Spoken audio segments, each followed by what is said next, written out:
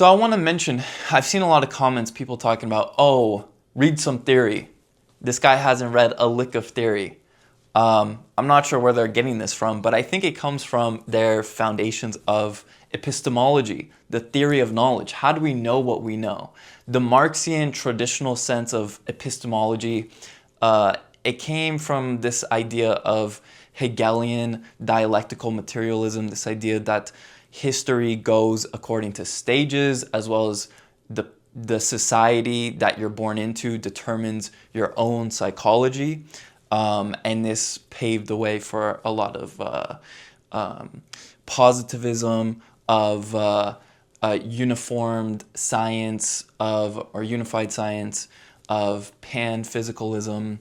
These types of ideas that the only way we can really know things about the world is if we can basically know it from testing, empiricism, falsifying and verifying hypotheses. This is the method of the natural sciences, but it's different with the social sciences. The social sciences, we can know things deductively.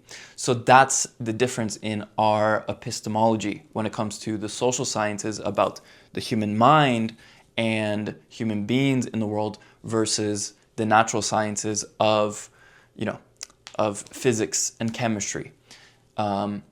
So yeah, it's also interesting to note that even if you show socialists or even Marxists the empirical findings of a capitalistic society versus a communist socialist society, in the capitalist society, they have increased wealth, better means of living, higher life expectancy, lower child mortality rates.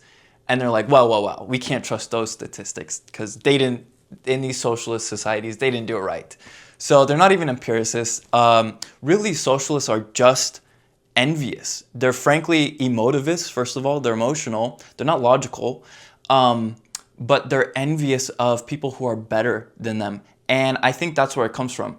If you look at the ancient regime under like feudalism and times before then, you had nobles who were better than people. That's how they got to their positions. And yes, you had serfs who would grudge and bemoan doing their tasks to serve the nobility.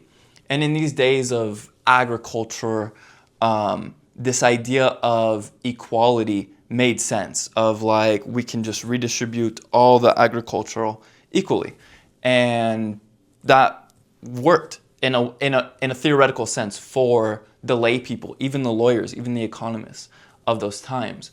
But then you have this industrialization and, before the industrialization, what you had was this idea of the free enterprise system.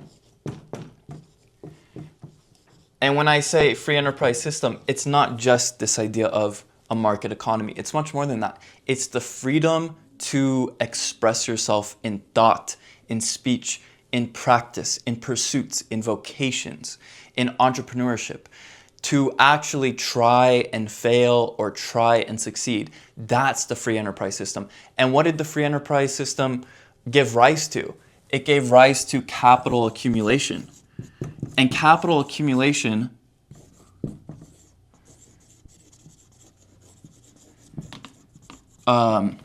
is essential. It was essential for the Renaissance. It was essential for the Enlightenment. It was essential for 19th century liberalism, not the liberalism we have today. And then, okay, so you had capital accumulation, and what came from then? Then you had all these increased technologies, sciences, arts, therapeutics, medicines. It takes capital because it takes savings and investments to invest time, energy, literally capital into these things. Even the Greeks had a bunch of knowledge. No one can deny this. But they didn't build steam engines. Why? Because they didn't have capital accumulation. They may have had the technology for it, but that's the importance of capital accumulation. So you want capital accumulation, but in specific forms. And what's the best form of this? The free enterprise system basically establishes the form of profit and loss. And that's very important. And I'll explain the significance of this. So this is a system, profit and loss, okay? Boom. So this is a system that people essentially can go into as entrepreneurs trying to create new products. But the entrepreneurial method is you're going to make profits if you satisfy consumers better and supplying what they're demanding for. This is the idea of consumer sovereignty, okay? If you don't satisfy consumers, then you incur losses and you go out of business. And that's people telling you, I don't like what you're making, do something else, make something else. And that's why it's super competitive.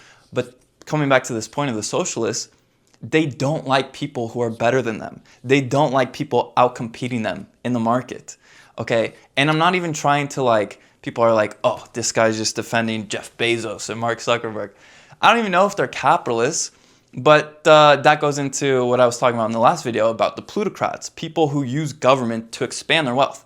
If people are super wealthy and they use the government to cartelize, to corporatize, and insulate themselves and make themselves more wealthy, then get rid of the government and let them actually compete in the market.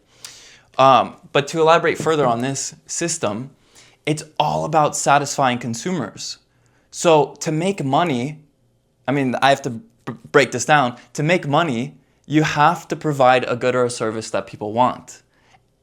That's how you make money in a free enterprise system. Now, of course, there's the political system, which is either taxing them or inflating the money supply as an investment banker or a politician and getting money that way. But then you're not producing anything. So I'm not talking about the political class. I'm against the political class. I'm talking about the true free enterprise system that we don't have. Okay, we send $3.8 trillion to another country and we spend another $6 trillion on a military industrial complex.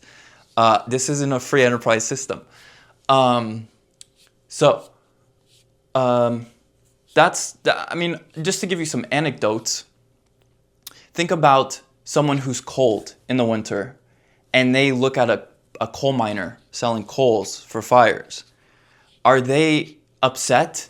I mean, yeah, the short-minded people are upset that they have to buy this coal to keep themselves warm. And they were going to use that money to buy another book. So they think the coal miner is keeping him from being able to buy his books and whatnot.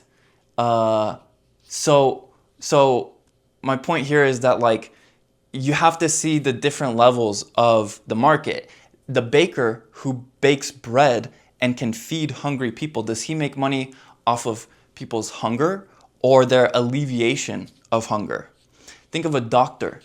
Does he make money from people who are sick or by treating people who are sick? So if you're a patient and you're paying a doctor to treat you for your illness, then you're better off and the doctor's better off because he's able to treat more people. Think about a sushi master. He makes sushi and he gives people the experience of his love in the food, in the fish, and the energy and the happiness. And the people, they get this and he does get their money. Maybe he would do it for free if he could, but he has the overhead of the business, of the capital. So the market economy is competitive, but it's beautiful because it's bringing people more things that they desire. Maybe you prefer ramen over sushi, so you go to the ramen shop, okay?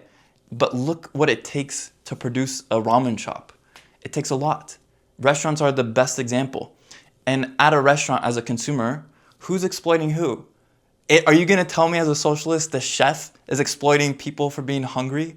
This is a part of life. What's missing, what would be better for people is if there was more capital accumulation for restaurant owners, restaurant producers, people who can make more cuisines, because then there would be more food to go around. But the opposite of this profit and loss system is the government, the governance system. So when socialists talk about, oh, healthcare should be free, or education should be free, or housing should be free, what does that even mean? Who's going to produce it? And how much are they going to be paid? And that's the whole idea of resources going into either system. This system is dependent on consumers, what they're demanding. This system is not. This system is completely disconnected from consumers. The government is then, in essence, the ultimate monopolist in society. I mean, just if you get rid of the market of capitalism, then you're not getting rid of the monopolist. You're making the monopolist. That's the government. The government has a monopoly in policing, security, in legislation, the making and changing of laws, in justice. So if you give the government, if you say free public, I mean, it's stupid. You're just going to give the government the monopoly on these services. So yeah, would love to hear what the socialists think about all this. I didn't elaborate too much on this profit and loss system. I have some notes, but I don't want to bore you. Yeah, just wanted to rant a little bit. Maybe I'll conclude just bashing the socialists a little bit more for being envious, right? Okay, so they don't actually want the things they say they want. They just want to punish people who are better than them. And they look for leaders who are willing to punish, okay? So they're looking, basically to destroy society. They don't even want to be better. If they actually wanted to be better materially, they would look to the market and not socialism or governments. But I think this idea of wanting socialism is very juvenile. And also, this is a great point. This is what I'll close with.